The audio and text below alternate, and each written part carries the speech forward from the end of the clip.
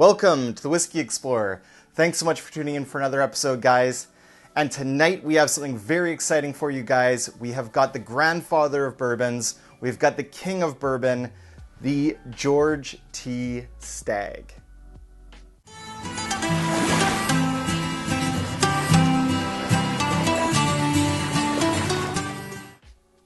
Alright guys, so the George T. Stagg is of course the famous 15-year-old barrel-proof, uncut, unfiltered bourbon from Buffalo Trace, and this is part of their BTAC or the Buffalo Trace Antique Collection lineup.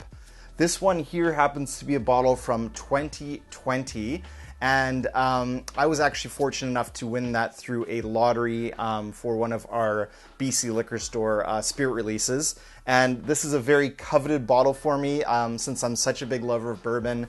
If I was to kind of get one in the BTAC line, I would definitely either want this one, the George T. Stagg, which is their barrel-proof regular bourbon, or the William LaRue Weller, which is their barrel-proof wheated mash bill whiskey. So I was very fortunate to get this, and I'm not quite yet ready to open it. So I've actually got here a sample of George T. Stagg from 2018. That bottling, and this is from my good friend in the whiskey community, Rylan. So thanks so much, Rylan, for this very generous sample, giving me a chance to try it without having to quite open my George T. Stagg just yet. So this particular bottling, this 2018, was bottled at 62.45%. So it's quite the high proof, and of course, about 15 years old, and it's uncut, unfiltered, straight from the barrel. All right, guys, so let's get into this fantastic bourbon here. I'm hoping that it's every bit as good as my expectations for it are. All right, so having a quick look in the glass here, it is a very nice kind of deep, rich mahogany to the color of this bourbon here. Hope that shows up on the camera there for you guys. So definitely a very nice, inviting color. Let's go in for a nose of the George T. Stagg. This is the 2018 edition. Cheers. Wow. So on the nose, there's just this really kind of sweet, creamy vibe and nose to it. It's like sweet cherry, deep dark cherry, but also just so much vanilla, like vanilla cream or vanilla ice cream, like a really thick kind of viscous creaminess to the nose on this. Yeah, almost like a candy level of that cherry sweetness. So it's like cherry cola, but like rich, really sweet, deep dark, like black cherry. Super nice, beautiful, inviting nose. So much vanilla.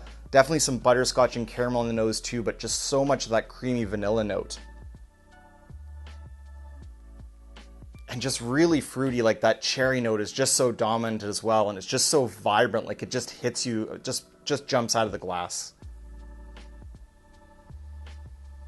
Absolutely loving this nose. Wish I could just sit here and nose it all night. It's just a fantastic classic bourbon nose, but just kind of cranked up to 11. So it's got this rich, juicy, dark cherry vibe to it, then this creamy vanilla mixed in with this caramel and brown sugar sweetness, almost like a molasses honey note to it. Just a thick, rich, and complex nose here, and that cherry is like just almost like a candy sweetness to that cherry. It's just so deep, so vibrant, so rich. All right, guys, I can't wait any longer. I got to go in for a taste here on the palate. Cheers.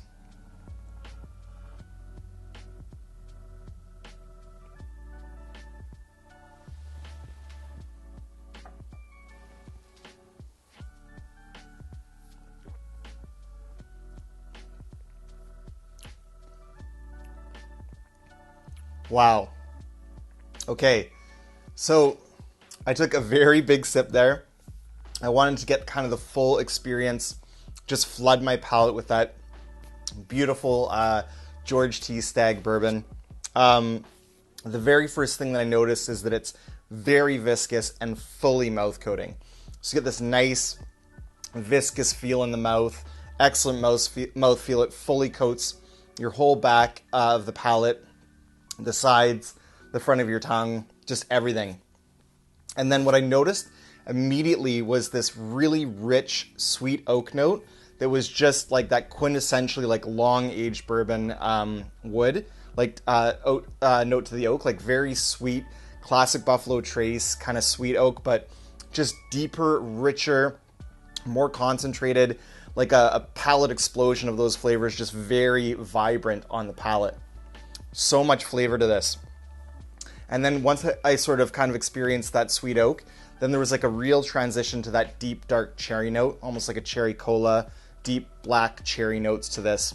And then swell of that vanilla cream to the front, like almost like the best kind of vanilla ice cream you've ever had, like French vanilla ice cream, super rich. And then it got to be more of like a drying oak. So like the oak on here is just so strong on this. And it transitions from that, initially from that sweet oak to more of a kind of a little bit of a tannic drying note, like really, really, really wood forward, kind of in the mid to the end of the palate. And the finish is still going on here, guys. There's not a ton of baking spices. Like I expected a little bit more in the baking spice territory, especially on the finish. The finish is mostly, you're left with that sweet vanilla, that sweet oak, a little bit drying on the oak side. And then there is like a little bit of like black pepper, but there isn't like that rush of like cinnamon or clove, like those type of baking spices. Not really present here. I'm gonna see if I go in for a second taste here, if I pick up any more of that on the palate. So here we go, guys. Cheers.